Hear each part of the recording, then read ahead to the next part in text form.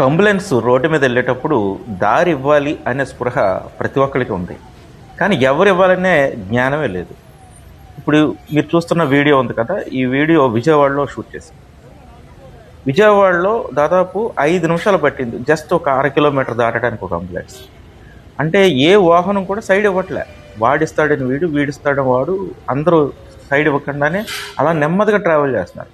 ఎంత హార్న్ కొట్టినా సరే అంబులెన్స్ దారి ఇవ్వలే. అంటే సాధారణంగా హైవేల్లో కానీ మామూలు పెద్ద రోడ్లలో ఒక లైను, రెండో లైను, 3 లైన్లు ఉంటాయి. 2 లైన్లు ఉన్న చోట 3 వెహికల్స్ వెళ్తూ ఉంటాయి. 3 లైన్లు ఉన్న చోట 4 వెహికల్స్ వెళ్తూ ఉంటాయి. లెఫ్ట్ సైడ్ ఉన్నవాడు ఇస్తాడని సెంటర్లో ఉన్నవాడు ఇస్తాడని రైట్ సైడ్ వాడు అనుకుంటూ ఉంటాం. కానీ ముగ్గురు ఎవరు, ఈడు తప్పుకుంటే బాగుంది, వాడు తప్పుకుంటే బాగుంది. అంబులెన్స్ మాత్రం 3 చోట్ల ట్రై చేస్తూ ఉంది.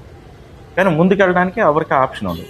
కొంతమంది అయితే అంబులెన్స్ హార్న్ కొడితే త్వరగా వెళ్ళిపోవచ్చు దాని ముందే అని కొంతమంది అనుకుంటే, అంబులెన్స్ వెనకాల ఉంటే వేగంగా దారి ఉంటుందని ఇంకొకటి. దారి ఇవ్వాలనే స్పృహ ఉంది, కానీ ఎవడు ఇవ్వాలనేదే రూల్ కానీ లేకపోవడం జరుగుతుంది.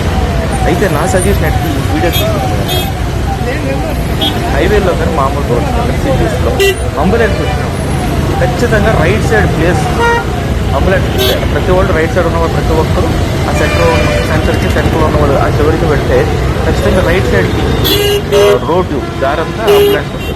మీకు చైనా, జపాన్ ఇలాంటి దేశాల్లో, అబుదాబి ఇలాంటి దేశాల్లో చూసినప్పుడు అంబులెన్స్ వచ్చినప్పుడు దానికి ఒక లైన్ క్లియర్గా కేటాయించేస్తారు. అంటే అంబులెన్స్ సైరన్ వినబడితే అక్కడ ఉన్న రోడ్లో 7 లైన్లు ఉన్నా, 10 లైన్లు ఉన్నా, 6 లైన్లు ఉన్నా ఒక లైన్ ఖచ్చితంగా అంబులెన్స్ అనమాట. అంబులెన్స్ వచ్చినప్పుడు ఖచ్చితంగా ఆ లైన్ క్లియర్ చేసేస్తారు.